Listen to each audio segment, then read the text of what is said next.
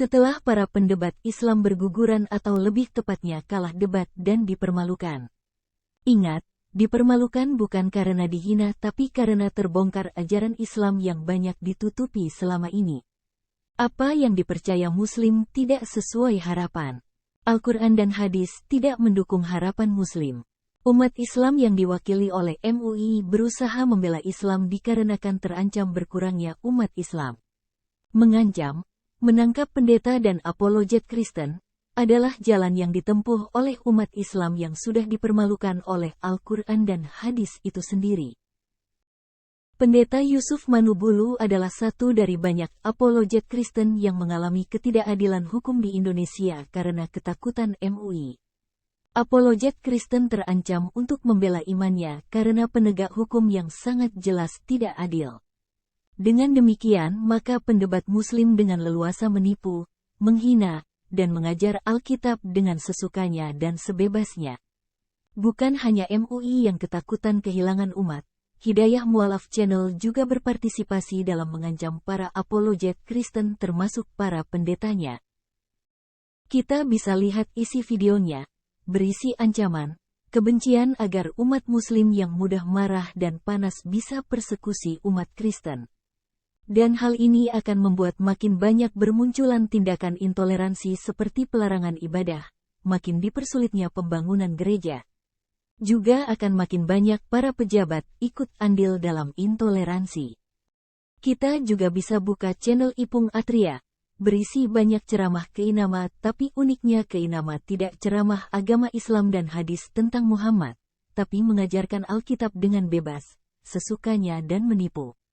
Yang tidak ada diadakan, yang ada dihilangkan. Banyak bukti yang bisa menjerat keinama ke penjara, seperti keinama mengajar agama orang lain tapi menyesatkan. Keinama juga sering menipu umatnya, dengan mengarang data dirinya, seharusnya keinama ditangkap dan dipenjara. Hani Kristianto juga salah satu mualaf yang tidak pernah berdebat, dan dia diragukan mengerti Islam. Dia selalu malu jika agamanya dibahas dan tentu saja dia dipermalukan bukan karena dihina agamanya tapi karena ajarannya. Dan dia tidak sanggup membela agamanya dengan diskusi atau debat. Cara yang terbaik yang dia lakukan dengan mengancam umat Kristen. Muhammad KC dipenjara karena hanya membaca Al-Quran dan hadis, tapi keinama bukan hanya membaca tapi mengarang isi Alkitab sebebasnya dan menyesatkan. Tentu saja keinama, makin hari makin berani dan lancang, karena ia dilindungi oleh organisasi dengan dana besar, yang ingin Indonesia menjadi negara Islam. Begitu juga ketika Abdul Somad terbukti menista Kristen. Sudah dilaporkan berkali-kali tapi tidak bisa disentuh oleh polisi, bahkan memanggilnya pun tidak. Sekali lagi, kami mengingatkan bahwa Pancasila sudah dilanggar oleh para pelaku yang menyusun undang-undang yang bertentangan dengan Pancasila, salah satunya SKB 2 Menteri. Undang-undang ITE lebih ditujukan untuk menindak non-Kristen, SKB 2 Menteri bertujuan untuk melindungi agama Islam dari kekurangan umat.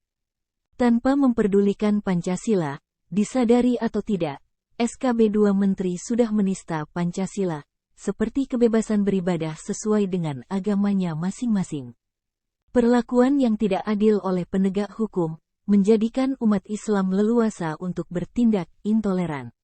Seiring waktu, makin sering intolerannya umat Islam terhadap umat lain.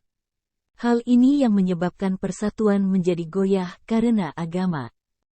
Apakah kami, umat Kristen takut dengan ancaman umat Islam?